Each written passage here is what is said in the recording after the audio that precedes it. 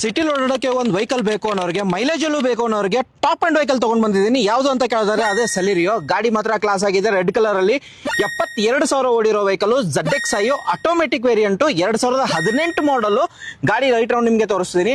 KA41 passing ಆಗಿರುತ್ತೆ. Tyre condition almost 80% tyres ಇದೆ ನೋಡಬಹುದು.